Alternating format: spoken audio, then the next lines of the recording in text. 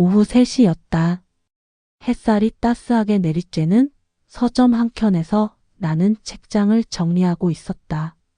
30년간 교장으로 재직하다 작년에 은퇴한 후 남편과 함께 이 시골 마을에서 작은 서점을 운영하며 살고 있다. 여보, 차 한 잔 어때요? 남편 상철이 따뜻한 녹차를 건네며 미소 짓는다. 60세를 넘긴 나이지만 아직도 다정한 그의 모습에 마음이 따뜻해진다. 우리가 이곳으로 내려온 지도 벌써 1년. 서울의 번잡함을 벗어나 이렇게 평온한 일상을 보낼 수 있다는 것이 감사하기만 하다. 고마워요.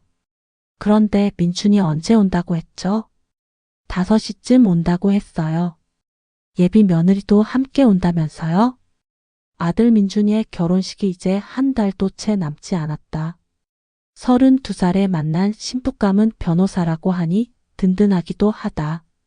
무엇보다 아들이 행복해하는 모습을 보니 내 마음도 절로 들뜬다. 서점 한편에는 아들의 어릴 적 사진들이 진열되어 있다. 100일 사진부터 시작해서 유치원 입학식, 초등학교 운동회, 중학교 졸업식까지 그 모든 순간을 함께했던 기억들이 생생하다. 여보, 이 사진 좀 봐요. 상철이 들고 있는 것은 민준이가 5살 때 찍은 사진이다. 작은 손으로 내 치마를 꽉 잡고 있는 모습이 어찌나 사랑스러운지. 그때는 정말 힘들었다. 갑작스럽게 아이를 맡게 되었을 때 어쩔 줄 몰라서 허둥대던 날들. 처음 엄마라고 불러주었을 때 벅찬 감동까지. 정말 빨리 컸네요. 벌써 결혼이라니? 그러게 말입니다. 우리도 이제 할머니, 할아버지가 되는 거네요. 상철이 웃으며 내 어깨를 감싼다.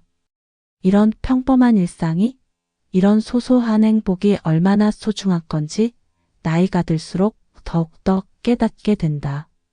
서점 문을 열어놓으니 가을 바람이 살살 불어온다.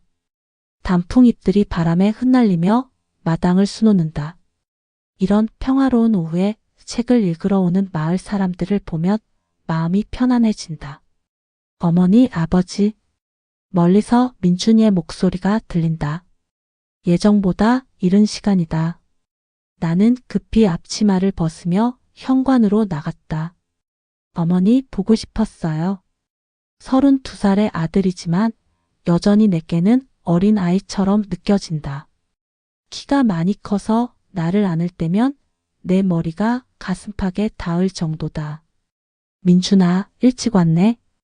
예비 며느리는 어디 있니?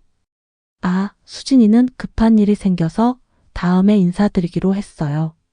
대신 전해드릴 말이 있어서 왔습니다. 아들의 표정이 조금 진지해 보인다.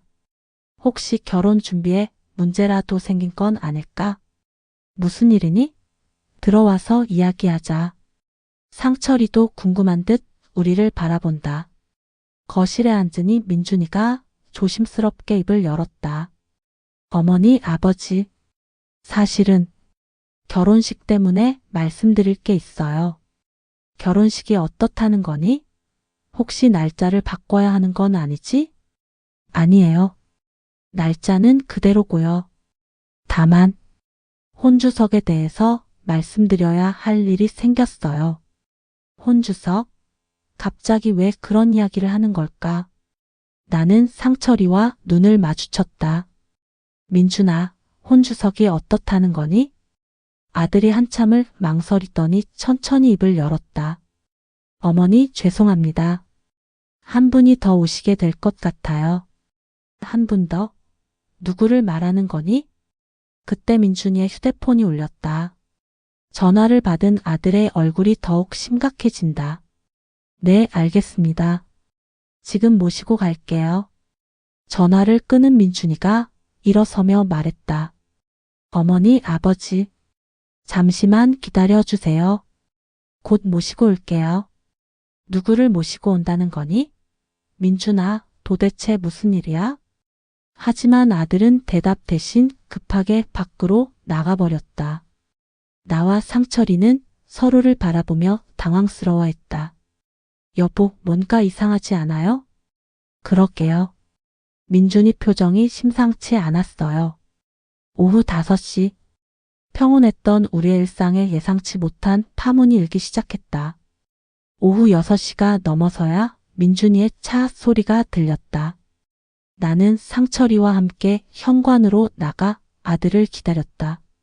차에서 내리는 민준이의 뒤로 한 사람의 그림자가 더 보였다. 어머니, 아버지. 민준이가 조심스럽게 다가온다. 그 뒤에서 천천히 걸어오는 여인을 보는 순간 나는 온몸이 얼어붙는 것을 느꼈다. 세상에, 이건 꿈이어야 한다. 하지만 아무리 눈을 깜빡여도 그녀는 여전히 거기 서 있었다. 30년 전 그 모습 그대로는 아니지만 나는 그녀를 한눈에 알아볼 수 있었다. 안녕하세요. 그녀가 고개를 숙여 인사한다. 목소리마저 예전 그대로다. 내 심장이 미친 듯이 뛰기 시작했다. 혜진. 혜진이? 상철이의 떨리는 목소리. 나는 그제야 이 상황이 현실임을 받아들여야 했다. 상철이의 전처, 민준이의 친어머니인 김혜진이 30년 만에 우리 앞에 나타난 것이다. 오래간만입니다. 상철 씨.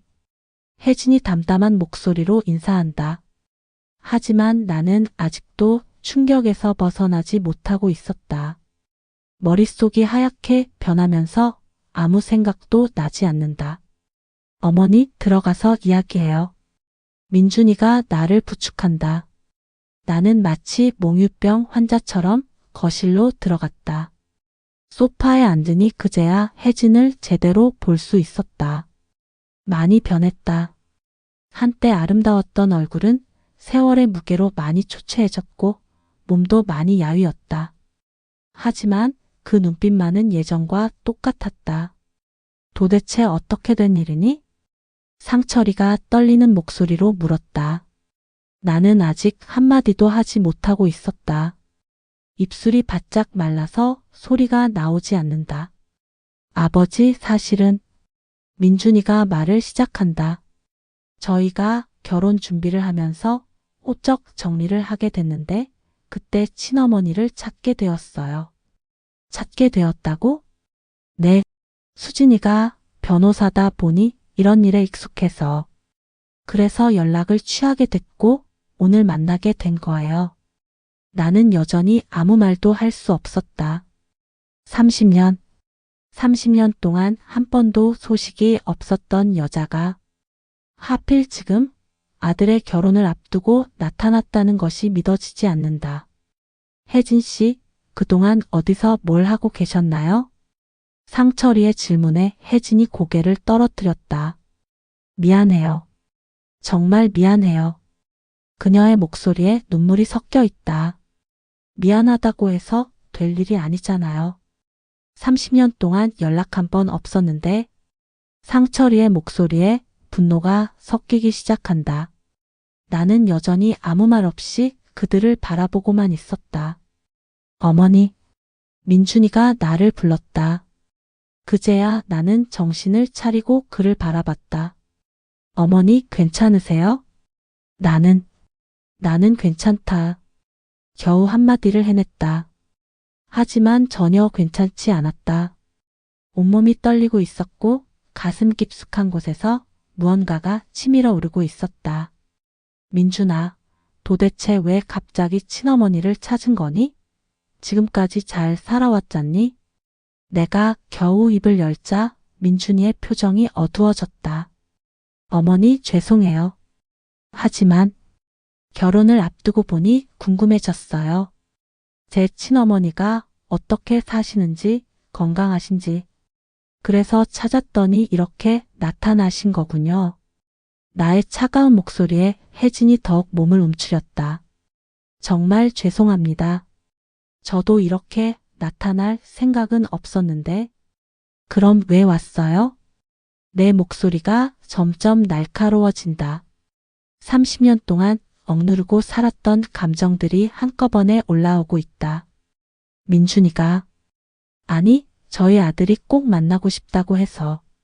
당신 아들이요? 나는 벌떡 일어났다. 가슴 속에서 뜨거운 무언가가 터져 나오려고 했다. 당신이 지금 뭐라고 했어요? 당신 아들이라고요? 어머니, 진정하세요. 민춘이가 나를 말리려 했지만 이미 늦었다. 30년 동안 참아왔던 분노가 폭발하기 시작했다. 30년 동안 어디 있었는데 이제 와서 당신 아들이라고 말해요? 밤마다 울어대는 아이 달래준 게 누구인 줄 알아요? 아플 때마다 병원 없고 뛰어다닌 게 누구라고 생각해요? 어머니, 제발. 아니야, 민춘아. 이건 말해야 할 일이야. 나는 혜진을 똑바로 쳐다봤다. 그녀의 눈에서 눈물이 흘러내리고 있었다. 당신은 엄마가 아니에요. 엄마는 아이를 버리고 도망가는 사람이 아니라고요. 그 순간 거실에는 무거운 침묵이 흘렸다. 내 가슴은 여전히 격렬하게 뛰고 있었고 온몸이 떨리고 있었다. 30년 만의 재회. 하지만 이것은 반가운 만남이 아니었다. 이것은 내가 평생 두려워했던 순간의 시작이었다.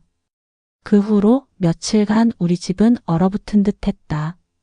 상철이는 말수가 줄어들었고 민준이는 미안한 듯 조심스럽게 행동했다. 나는 그저 일상을 유지하려고 애썼지만 마음이 편할 리 없었다. 오늘 아침 민준이가 다시 찾아왔다. 이번에는 혼자였다. 어머니, 죄송해요. 그날 너무 갑작스럽게 모시고 와서. 민준아, 앉아. 나는 차를 우리며 말했다. 며칠 동안 생각해보니 화만 내서는 해결될 일이 아니라는 생각이 들었다. 그분이 혜진 씨가 지금 어떻게 지내고 있니?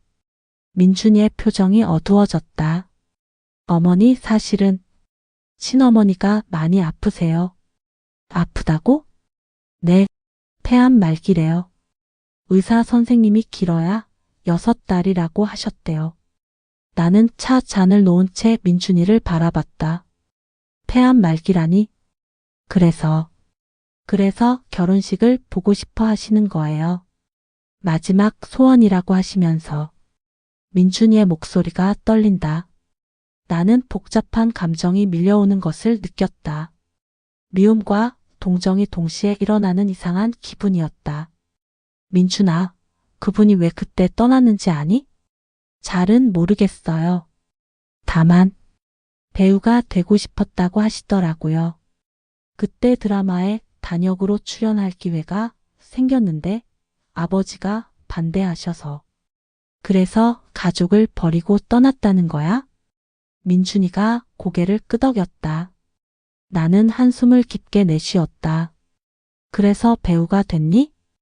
아니에요. 실패했대요.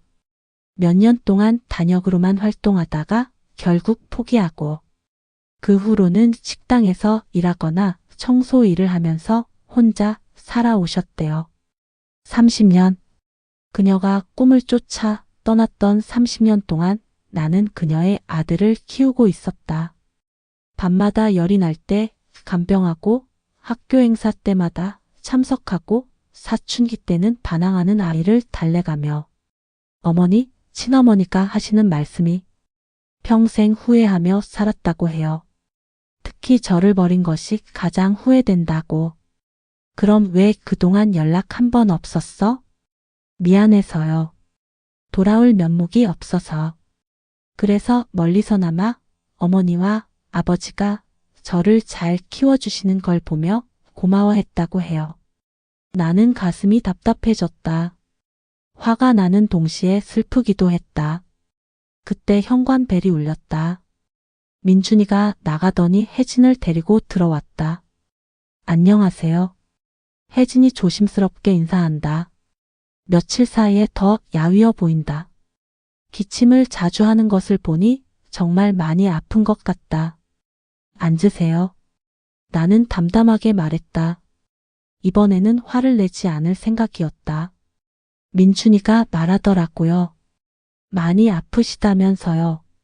혜진이 고개를 끄덕였다. 네, 너무 늦게 발견해서 이미 손 쓸 수 없는 상태래요. 그동안 정말 힘드셨겠어요. 내 말에 혜진이 깜짝 놀란 듯 나를 바라봤다. 아마 또 화를 낼 거라고 생각했나 보다. 정말 죄송해요. 그때 정말 어리석었어요. 꿈이라는 것에 눈이 멀어서 가장 소중한 걸 버리고 떠났으니까요. 혜진이의 목소리에서 진심이 느껴졌다. 후회하고 계신가요? 매일매일 후회해요. 하루도 민준이 생각 안 한 날이 없어요. 어떻게 잘할까? 건강할까? 행복할까? 그런 생각만 하며 살았어요. 그럼 왜 연락하지 않으셨어요? 자격이 없다고 생각했어요. 버리고 떠난 제가 무슨 자격으로 소식을 묻겠어요. 그저 멀리서나마 잘 자라는 모습을 보는 것만으로도 다행이라고 생각했어요. 혜진이 눈물을 흘리기 시작했다. 나도 모르게 가슴이 저려왔다. 특히 어머니께 너무 죄송해요. 제가 버린 아이를 이렇게 훌륭하게 키워주셔서 정말 감사해요. 그만하세요. 나는 일어서서 휴지를 건넸다. 화가 나는 것보다 안쓰러운 마음이 더 컸다. 어머니, 마지막 부탁이 있어요. 혜진이 나를 바라보며 말했다. 무슨 부탁인지 알 것 같아서 가슴이 두근거렸다. 무슨 부탁이세요? 민준이 결혼식에 참석하고 싶어요. 멀리서라도 좋으니 우리 아들이 행복해하는 모습을 보고 싶어요. 나는 잠깐 안도했다. 참석하고 싶다는 것뿐이라면 그럴 수 있을 것 같았다. 그 정도라면. 그런데 한 가지 더 부탁이 있어요. 혜진이의 목소리가 더욱 떨렸다. 나는 예감이 좋지 않았다. 무슨 부탁이세요? 내가 조심스럽게 물었을 때 혜진이 한참을 망설이더니 천천히 입을 열었다. 혼주석에 앉게 해주세요. 순간 시간이 멈춘 것 같았다. 내 귀에 무언가 윙윙거리는 소리가 들렸고 눈앞이 아찔해졌다. 뭐라고요? 민준이 결혼식에서 신랑 어머니 자리에 앉게 해주세요. 생애 마지막 소원이에요. 나는 벌떡 일어났다. 가슴 속에서 뜨거운 분노가 솟구쳐 올랐다. 지금 뭐라고 하신 거예요? 내 목소리가 떨렸다. 손도 덜덜 떨리고 있었다. 어머니, 진정하세요. 민준이가 나를 말리려 했지만 나는 이미 참을 수 없는 상태였다. 진정하라고? 지금 이 상황에서 어떻게 진정을 해? 나는 혜진을 똑바로 쳐다봤다. 그녀는 고개를 숙인 채 떨고 있었다. 당신이 지금 무슨 말을 하고 있는 건지 알아요? 혼주석에 앉겠다고요? 죄송해요. 하지만 이게 제 마지막이면 뭐든 할 수 있다고 생각하세요? 내 목소리가 점점 커졌다. 30년 동안 쌓였던 모든 감정이 한꺼번에 터져 나왔다. 30년 동안 어디 있었어요? 민준이가 아플 때, 학교에서 사고 쳤을 때, 사춘기로 방황할 때 어디 있었다고요? 어머니. 아니야, 민준아. 이건 꼭 해야 할 말이야. 나는 혜진에게 다가갔다. 그녀는 더욱 몸을 움츠렸다. 유치원 입학식 때 다른 아이들은 모두 엄마와 함께 왔는데 민준이만 새엄마랑 왔다고 울던 날 어디 있었어요? 초등학교 운동회 때 엄마가 오지 않는다고 속상해하던 민준이를 달래던 게 누구였는데요? 내 목소리에 눈물이 섞이기 시작했다. 중학교 때 반 아이들이 너 엄마 진짜 엄마 아니지? 라고 놀릴 때 상처받은 민준이를 위로한 게 누구였어요? 고등학교 입시 때 밤새 옆에서 응원해 준 게 누구였고요? 정말 죄송해요. 죄송하다고 해서 될 일이에요? 대학교 갈 때도, 취업할 때도, 연애할 때도 모든 순간을 함께한 게 저였어요. 저였다고요. 나는 가슴을 치며 소리쳤다. 온몸이 떨리고 있었다.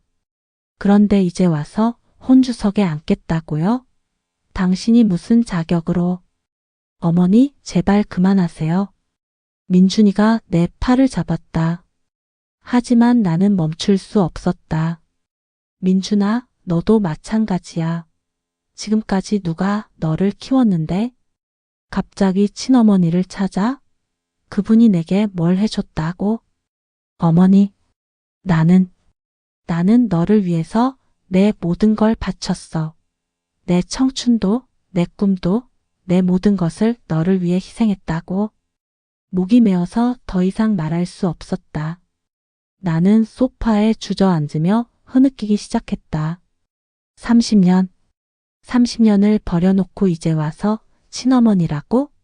혈연이 그렇게 소중해? 혜진이 조심스럽게 다가왔다. 정말 죄송해요.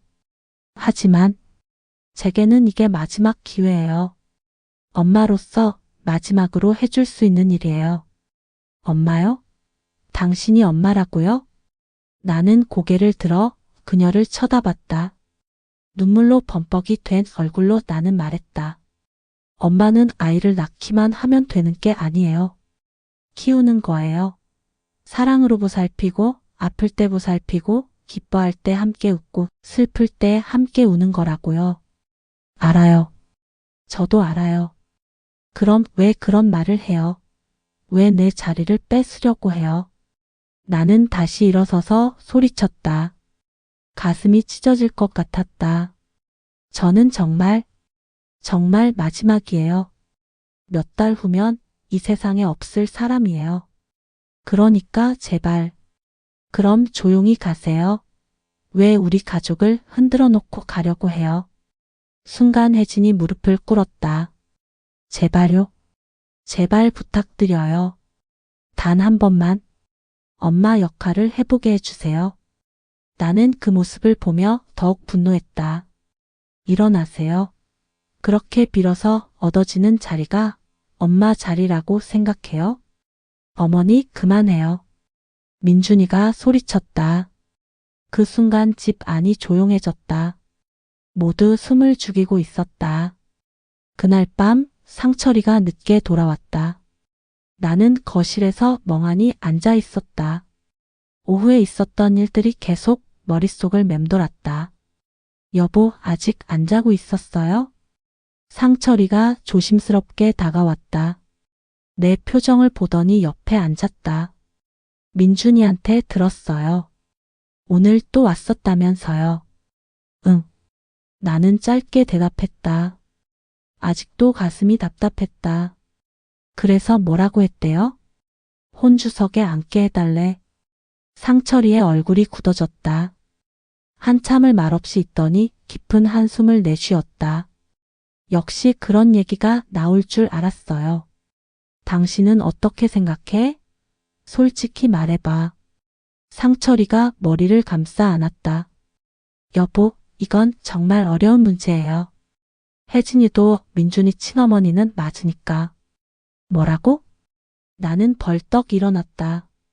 상철이마저 그런 말을 하다니. 혈연이 그렇게 중요해?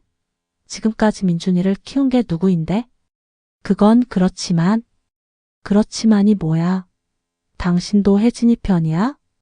상철이가 급히 일어나서 내 손을 잡았다. 아니에요, 여보. 내가 그런 뜻이 아니라. 그럼 뭔 뜻이야? 나는 30년 동안 가짜 엄마 노릇만 한 거야? 여보, 진정해요. 내가 잘못 말했어요. 하지만 나는 이미 화가 머리끝까지 올라온 상태였다. 당신도 그렇게 생각하는 거구나. 혈육이 낳은 자식이니까 친어머니가 혼주석에 앉는 게 맞다고 생각하는 거지? 그게 아니에요. 상철이도 목소리를 높였다. 그럼 뭐예요? 아까부터 뭔 소리를 하고 있는 거예요? 여보, 생각해 보세요. 혜진이가 죽어가고 있어요. 마지막 소원이라고 하는데 마지막 소원이면 뭐든 들어줘야 해? 그럼 내 30년은 뭐가 돼? 나는 상철이를 밀쳐냈다. 남편마저 내 편이 아니라는 생각에 더욱 화가 났다. 당신들은 다 혈연이 중요한 거구나. 내가 아무리 정성을 다해 키워도 결국 남이라는 거지? 그런 말 하지 마세요. 상철이의 목소리에도 화가 섞였다. 지금까지 민준이를 키운 사람은 당신이에요. 진짜 어머니는 당신이라고요. 그럼 왜 혜진이를 두둔하는 거야? 두둔하는 게 아니라 이해하려는 거예요. 죽어가는 사람의 마지막 소원을. 이해? 뭘 이해해? 가족을 버리고 떠난 사람을 이해하라고? 상철이가 소파에 주저앉았다. 머리를 양손으로 감싸 쥐었다. 여보, 이건 너무 복잡한 일이에요. 감정적으로만 접근하면 안 돼요. 감정적이라고? 내가 지금 감정적이라는 거야? 나는 상철이 앞에 서서 따져 물었다. 30년을 키워놓고 마지막에 친어머니에게 자리를 내주라는 게 감정적이지 않다는 거야? 그게 아니라 당신은 결정해. 혜진이 편에 설 거야? 내 편에 설 거야? 상철이가 고개를 들어 나를 바라봤다. 그의 눈에 고민이 가득했다. 여보, 편을 나눌 일이 아니에요. 우리는 가족이잖아요. 가족이라고? 그럼 혜진이도 가족이야? 그건. 대답해봐. 혜진이도 우리 가족이야? 상철이가 한참을 망설이더니 천천히 입을 열었다. 혜진이는 민준이의 친어머니예요. 그것만은 부정할 수 없어요.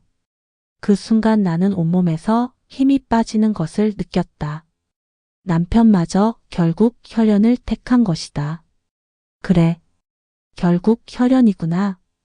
여보, 그런 뜻이 아니에요. 됐어. 알겠어. 나는 돌아서서 안방으로 향했다. 여보, 어디 가요? 혼자 있을게. 오늘은 따로 자자. 여보. 상철이가 불렀지만 나는 안방 문을 닫아버렸다. 그리고 침대에 털썩 앉아 눈물을 흘렸다. 결국 아무도 내 편이 아니었다. 아들도 남편도 모두 혈연을 선택했다. 30년 동안 내가 쏟은 사랑과 정성은 아무것도 아닌 것 같았다. 다음 날 오전 민준이가 찾아왔다. 어젯밤 상철이와 싸운 일을 들었나 보다. 어머니, 안녕하세요. 평소와 달리 매우 조심스러운 목소리였다. 나는 별 대답 없이 참아내왔다. 어머니, 어젯밤에 아버지와 다투셨다면서요? 다툴 수밖에 없지. 차가운 목소리로 대답했다. 민준이의 표정이 어두워졌다. 다 제 때문이네요. 정말 죄송해요. 미안하다고 해서 해결될 일이야? 나는 민준이를 똑바로 바라봤다. 이 아이도 결국 친어머니를 택할 것이다. 어머니, 저 말씀드릴 게 있어요. 무슨 말? 혼주석 일로. 정말 심각하게 고민해 봤어요. 여기서 또 친어머니 편을 들겠구나. 나는 마음의 준비를 했다. 그래서 어머니가 혼주석에 앉으세요. 내가 잘못 들은 건가? 뭐라고? 어머니가 혼주석에 앉으시라고요. 당연한 거잖아요. 나는 민준이를 다시 바라봤다. 진심인 것 같았다. 그럼 친어머니는? 뒤쪽 자리에 앉으시게 하려고요. 그분도 이해해 주실 거예요. 잠깐 뭔가 이상했다. 어제까지만 해도 친어머니를 찾겠다고 했던 민준이가 갑자기 태도를 바꿀 리 없다. 민준아, 솔직히 말해. 정말 그게 내 마음이야? 민준이의 표정이 흔들렸다. 역시 그렇구나. 어머니, 사실은 뭐? 민준이가 한참을 망설이더니 갑자기 무릎을 꿇었다. 어머니, 죄송해요. 야, 민준아. 뭘 하는 거야? 나는 급히 민준이를 일으키려 했다. 하지만 민준이는 꿈쩍도 하지 않았다. 어머니, 제발 부탁드려요. 뭘 부탁한다는 거야? 친어머니를 혼주석에 앉게 해주세요. 나는 그 말을 듣는 순간 온몸이 얼어붙었다. 결국 이런 말을 하는구나. 민준아, 일어나. 아니에요. 어머니가 허락해 주실 때까지 안 일어날 거예요. 그만해. 보기 싫어. 하지만 민준이는 계속 무릎을 꿇고 있었다. 어머니, 저도 정말 고민 많이 했어요. 어머니 마음도 잘 알아요. 지금까지 저를 키워주신 건 어머니예요. 그럼 왜 이런 말을 하는 거야? 하지만 친어머니도 제게는 소중한 분이에요. 나는 가슴이 무너지는 것을 느꼈다. 얼마나 소중한데? 피를 나눠준 분이잖아요. 저를 10달 동안 뱃속에 품어준 분이고. 그게 전부야? 10달 품어준 게 전부라고? 아니에요. 그것만이 아니라. 민준이의 목소리에 눈물이 섞였다. 친어머니가 얼마나 후회하며 사셨는지 아세요? 매일 밤 저 때문에 우셨대요. 그리고 이제 정말 얼마 남지 않으셨어요. 그래서 마지막으로 한 번만 엄마 역할을 해보게 해주세요. 단 한 번만요. 나는 민준이를 내려다봤다. 무릎을 꿇고 있는 32살의 내 아들을. 너도 결국 혈연이 더 소중한 거구나. 어머니, 그런 게 아니에요. 그럼 뭐야? 나보다 친어머니가 더 소중하다는 거 아니야? 둘 다 소중해요. 어머니도 소중하고 친어머니도 소중해요. 둘 다 소중하면 누구를 택할 거야? 민준이가 대답하지 못했다. 그 침묵이 답이었다. 일어나. 어머니, 일어나라고. 나는 민준이의 팔을 잡아 일으켰다. 그리고 그의 눈을 똑바로 쳐다봤다. 민준아, 솔직하게 말해. 내 진짜 마음을 말해봐. 민준이의 눈에서 눈물이 흘러내렸다. 어머니, 정말 죄송해요. 하지만 친어머니가 혼주석에 앉으시면 안 될까요? 그 순간 내 가슴에 못이 박히는 것 같았다. 결국 아들도 친어머니를 택한 것이다. 그 다음 날 민준이가 예비 며느리 수진을 데리고 왔다. 변호사답게 차분하고 냉철해 보이는 여성이었다. 어머니, 안녕하세요. 늦게 인사드려서 죄송해요. 수진이 정중하게 인사했다. 하지만 그녀의 눈빛은 상당히 날카로웠다. 앉으세요. 차 드릴게요. 나는 담담하게 말했다. 지금 상황에서는 누가 와도 별로 상관없었다. 어머니, 사실 수진이가 이 일에 대해서 할 말이 있다고 해서. 민준이가 조심스럽게 말했다. 수진이 민준이를 한번 바라보더니 나를 똑바로 쳐다봤다. 어머니, 솔직히 말씀드려도 될까요? 그러세요. 저는 이해가 안 돼요. 수진의 직설적인 말에 민준이가 당황했다. 수진아. 아니, 민준 오빠. 이건 말해야 할 일이에요. 수진이 나를 바라보며 계속했다. 30년 동안 가족을 버리고 살던 분이 갑자기 나타나서 혼주석에 앉겠다고 하는 게 말이 되나요? 드디어 내 편을 드는 사람이 나타났다. 나는 수진을 다시 바라봤다. 변호사로서도 이해가 안 가요. 법적으로 봐도 친권을 포기한 상태에서 어떤 권리를 주장할 수 있다고 생각하시는 건가요? 수진아, 그런 식으로 말하면 안 돼. 왜 안 돼요? 사실을 말하는 건데요. 수진이 민준에게 돌아서서 말했다. 오빠도 이상해요. 지금까지 어머니를 그렇게 사랑한다고 해놓고 왜 갑자기 친어머니 편을 드는 거예요? 난 어머니 편을 안 든 게 아니야. 다만 뭐예요? 친어머니가 더 중요하다는 거죠? 수진의 말에 민준이가 말문이 막혔다. 수진 씨, 고마워요. 내가 조용히 말했다. 이런 상황에서 내 편을 들어주는 사람이 있다는 게 고마웠다. 당연한 말씀 드린 거예요. 이건 상식적으로 말이 안 됐거든요. 그때 현관벨이 울렸다. 민준이가 나가더니 혜진을 데리고 들어왔다. 혜진은 수진을 보더니 조심스럽게 인사했다. 안녕하세요. 민준이 애비 신부분이시군요. 네, 안녕하세요. 수진이 건조하게 대답했다. 그 차가운 반응에 혜진이 움츠러들었다. 앉으세요. 내가 말하자 혜진이 소파 끝자리에 조심스럽게 앉았다. 혜진 씨였죠? 궁금한 게 있어요. 수진이 직설적으로 물어봤다. 네, 정말로 지금 와서 어머니라고 불릴 자격이 있으시다고 생각하세요? 순간 방 안이 조용해졌다. 혜진의 얼굴이 창백해졌다. 수진아, 그렇게 말하지 마. 민준이가 말렸지만 수진은 멈추지 않았다. 아니에요. 이건 꼭 물어봐야 할 질문이에요. 수진이 혜진을 똑바로 바라봤다. 30년 동안 어디서 뭘 하셨는지는 모르겠지만 그동안 어머니가 얼마나 고생하셨는지 아세요? 수진 씨, 한 번이라도 양육비 보내신 적 있으세요? 아이가 아플 때 병원비라도 보내주셨어요? 학비는요? 용돈은요? 혜진이 고개를 떨구었다. 아무것도 안 하셨으면서 이제 와서 혼주석에 앉겠다고요? 이게 말이 되는 소리예요? 수진아, 그만해. 민준이가 목소리를 높였다. 왜 그만해요? 사실을 말하는 건데요. 수진이 이번에는 민준에게 돌아섰다. 오빠도 마찬가지예요.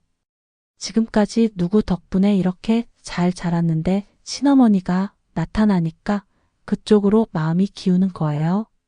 그런 게 아니야. 그럼 뭐예요? 혈연이 그렇게 소중해요? 수진의 말에 나도 모르게 고개를 끄덕였다. 정말 속 시원한 말이었다. 혈연으로 따지면 저도 오빠와는 남남이에요. 그럼 결혼 후에 오빠가 혈연인 친어머니를 더 중요하게 생각하실 건가요? 수진아, 그건 다른 문제야. 어떻게 다른 문제예요? 똑같은 거잖아요. 수진이 혜진을 다시 바라봤다. 죄송하지만 저는 인정할 수 없어요. 그분이 혼주석에 앉는다면 저희 결혼식에 제 부모님이 오시기 어려울 것 같아요. 뭐라고? 민준이가 놀라서 물었다. 제 부모님도 이 상황을 아세요. 그런데 어떻게 버린 자식을 키워준 어머니를 뒷전으로 밀어내고 친어머니가 혼주석에 앉는 결혼식에 참석하라고 해요. 수진의 말은 계속되었다. 저희 부모님 말씀이 그런 가정의 며느리가 되는 게 걱정된다고 하시더라고요. 수진 씨, 혜진이 떨리는 목소리로 말했다. 정말 죄송해요. 제가 너무 욕심을 부린 것 같아요. 혜진이 눈물을 흘리기 시작했다. 하지만 수진은 표정을 바꾸지 않았다.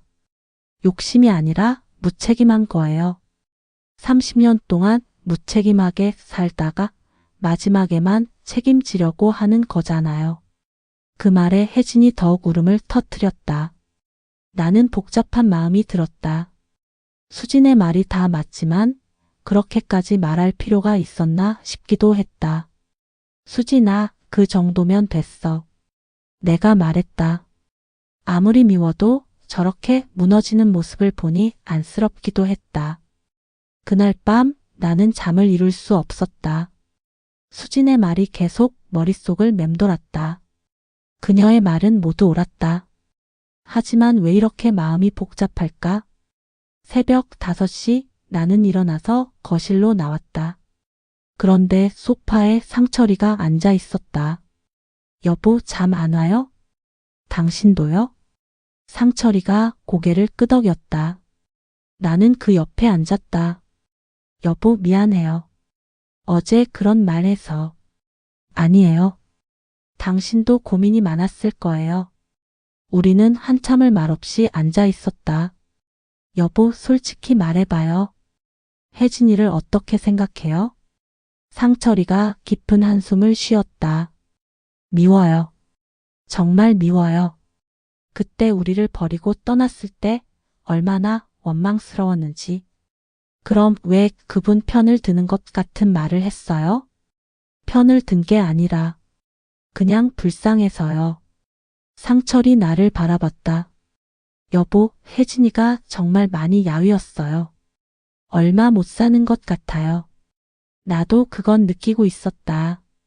그렇다고 해서 혼주석에 앉을 이유가 되나요? 그건 아니죠. 당연히 당신이 앉아야죠. 상철이가 내 손을 잡았다. 지금까지 민준이를 키운 건 당신이에요. 진짜 엄마는 당신이라고요. 그때 현관에서 소리가 났다. 누군가 온 것 같다. 여보, 누구지요? 상철이가 나가보더니 민준이와 혜진을 데리고 들어왔다. 새벽 5시에 웬일일까? 어머니, 죄송해요. 민준이의 얼굴이 많이 상해 있었다. 혜진도 밤새 많이 운 것 같았다. 무슨 일이야? 어머니, 친어머니가 하실 말씀이 있으시대요. 혜진이 조심스럽게 다가왔다. 그리고 내 앞에 무릎을 꿇었다. 뭘 하시는 거예요? 일어나세요. 아니에요. 이렇게 말씀드리고 싶어요. 혜진이 고개를 숙인 채 말했다. 어제 수진 씨 말을 듣고 많은 생각을 했어요. 그분 말이 다 맞아요. 혜진 씨, 저는 정말 무책임한 사람이었어요. 꿈이라는 핑계로 가족을 버리고 30년 동안 아무것도 해주지 않았어요. 혜진의 목소리에서 진심이 느껴졌다. 그런데 마지막에만 엄마 행세를 하겠다고. 정말 뻔뻔했어요. 일어나세요. 그렇게 말씀하시지 마요. 나도 모르게 그렇게 말하고 있었다. 어머니, 정말 감사해요. 제가 버린 아이를 이렇게 훌륭하게 키워주셔서. 혜진이 눈물을 흘리며 계속했다. 어머니가 진짜 민준이 엄마예요. 혼주석에 앉을 자격이 있는 분은 어머니뿐이에요. 혜진 씨, 그러니까 제발 혼주석에 앉아주세요. 그리고 저는 멀리서 지켜볼게요. 나는 혜진을 바라봤다. 이 여자도 참 많이 후회하며 살았을 것이다. 하지만 한 가지만 부탁드려요. 무슨 부탁이세요? 결혼식에 참석만 하게 해주세요. 제발. 혜진이 더욱 고개를 숙였다. 나는 가슴이 미어지는 것을 느꼈다.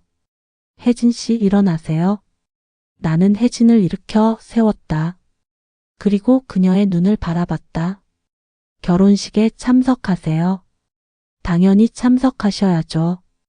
정말요? 네.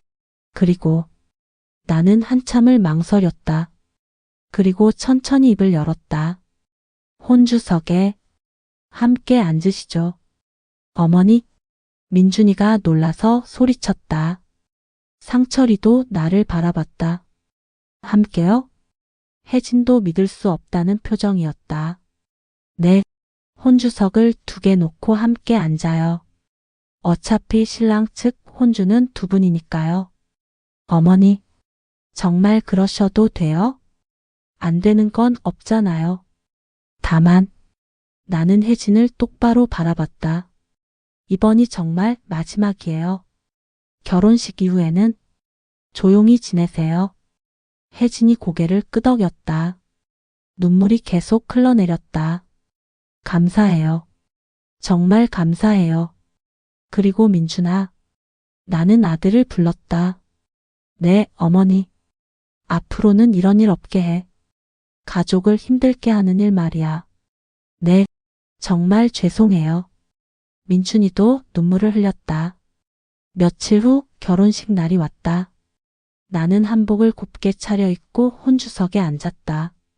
내 옆에는 혜진이 앉아 있었다.